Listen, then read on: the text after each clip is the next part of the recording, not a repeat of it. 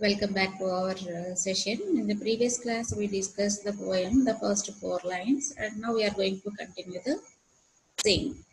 And in the first four lines, what we had the information about the Rabindranath Tagore's point of view about the nation, and in what we would like to urge uh, the Almighty. So, in the first four lines, what is going to ask or request the Almighty, and his wish is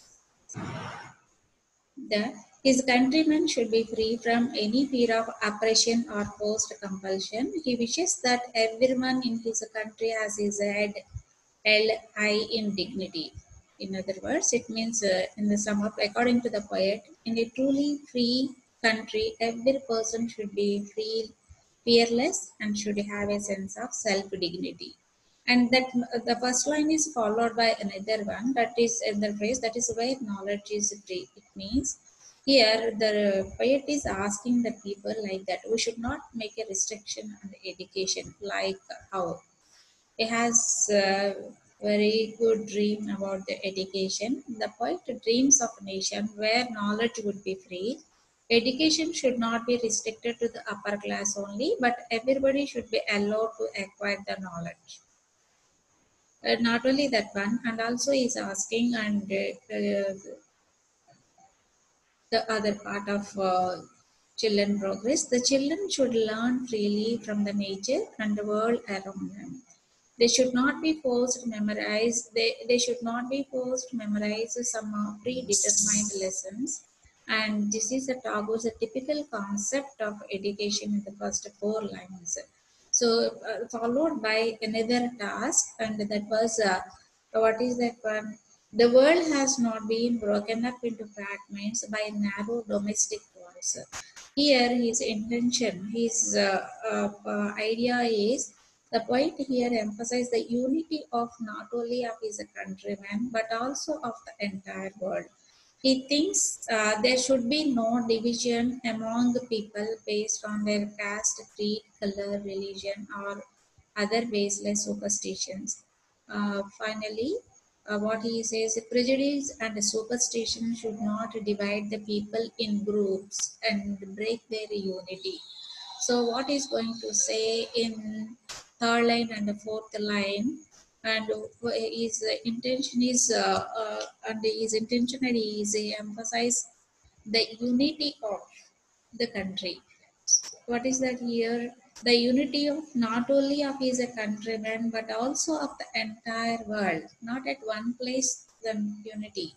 Not only at one country, throughout the world. He thinks there should be no division among people based on their caste, creed, color, religion, or other baseless superstitions. In other words, prejudice and superstition should not divide the people in groups and break their unity. In the line fifth and sixth, followed by another one, where words come out from the depth of the truth. What does it mean? It means here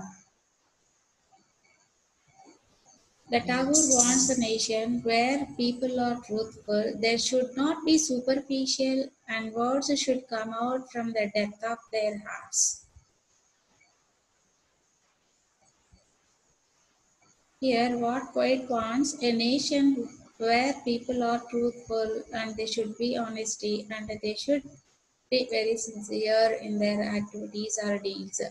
They should not be superficial and words should come out from the depth of their hearts. That is his request. And that is the word, the same phrase is followed by another one where tireless striving stretches its arms towards perfection. So in the next phrase, what is going to say? The poet wants everyone to work hard to reach their goal. And in the long run, to reach perfection, they have to work hard. He thinks they should not be tired by working.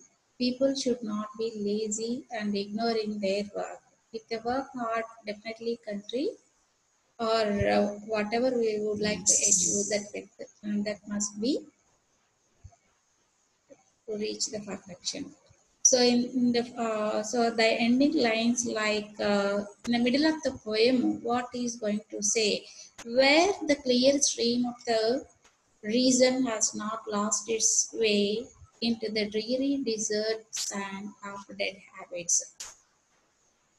In the middle of the poem, the poet is going to say something about the comparison. So the poet compares a reason or logical thinking to a clear stream, and in the next line compares dead habits. What is that here? Dead habits are superstitious beliefs to a dreary desert. He wants the stream of reason not to lose its way into the desert of prejudice. In short, and finally, what he would like to convey to the world through his poem, uh, people's thought should be monitored by rational thinking, not by superstition. And also, he is going to say logic should rule over old baseless beliefs. What is going to say here? In the middle, we would like to say about the comparison of the reason and the logical thinking, that one. So the poet compares the reason or logical thinking to a clear stream, and in the next line, he compares the dead habits or superstitious beliefs to a dreary desert. So he took both of the particular words. He wants the stream of reason not to lose its way into the desert of prejudice. Finally, here people's thought should be monitored by rational thinking, not by superstition. And logic should rule over old baseless beliefs. That is his comparative study in the middle of the poem. And in the next follow up at the end of the poem is what he would like to convey to the nation is here, where the mind is led forward by the into ever widening thought and action. In the lines, in the last lines and the final lines, here the poet wishes his countrymen to be progressive and broad-minded. He wants that their minds are led forward to ever-widening thought and action by the Almighty. So, what you would like to say here?